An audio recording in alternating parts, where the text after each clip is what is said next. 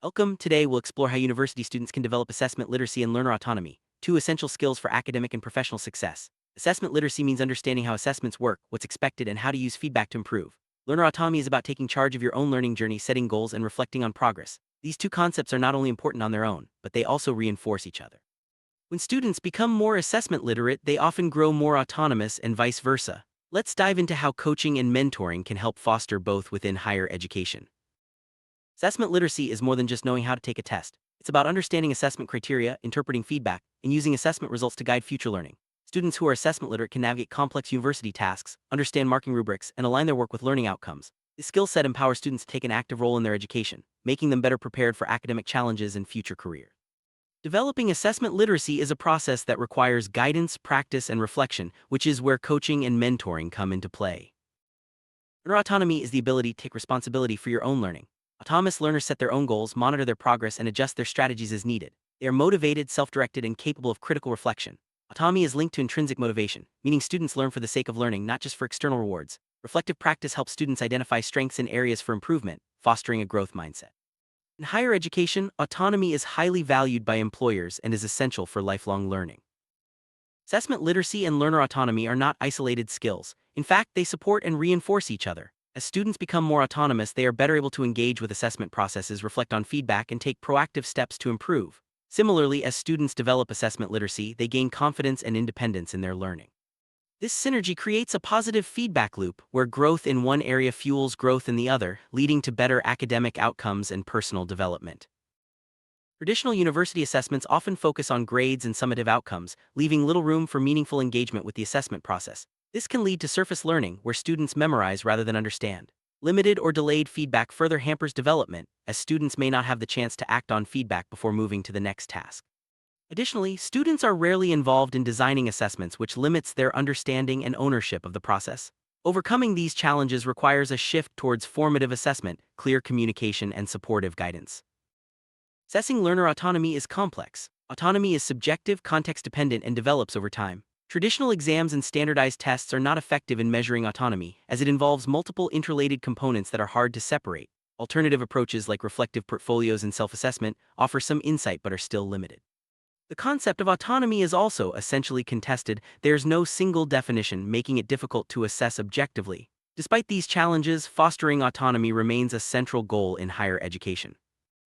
Coaching is a structured, goal-oriented process where educators help students develop specific competencies. In the context of assessment literacy, coaching can help students understand assessment criteria, interpret feedback, and set achievable goals. Coaches guide students through reflective practice, encouraging them to think critically about their learning experiences. This support helps students build confidence, develop self-regulation, and become more proactive in their academic journey. Coaching is most effective when it's embedded within the curriculum, not just an add-on. Mentoring involves a holistic, long-term relationship between an experienced mentor and a less experienced mentee. Mentors provide guidance, support, and encouragement, helping students navigate academic and personal challenges. Through dialogue and reflection, mentors help students develop autonomy by fostering self-direction, motivation, and critical thinking. Mentoring is grounded in constructivist and sociocultural theories, emphasizing the importance of relationships and communication in learning.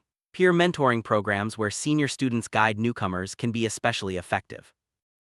Despite the benefits, implementing coaching and mentoring in universities faces several barriers. Institutions may be reluctant to move away from traditional assessment methods, especially if they're seen as efficient or required by external bodies. Educators may lack training or time to provide one-on-one support, particularly with large student cohorts. Limited resources and institutional culture can also hinder the adoption of student-centered approaches. Overcoming these barriers requires commitment, training, and a willingness to innovate. Coaching and mentoring to be effective, they must be integrated into the curriculum, not treated as optional extras. This means designing programs that prioritize formative assessment, reflective practice, and regular feedback. Peer mentoring, academic support, and reflective portfolios can all play a role. The goal is to create a student-centered environment where assessment literacy and autonomy are developed alongside academic content. This holistic approach prepares students for both university and future professional life.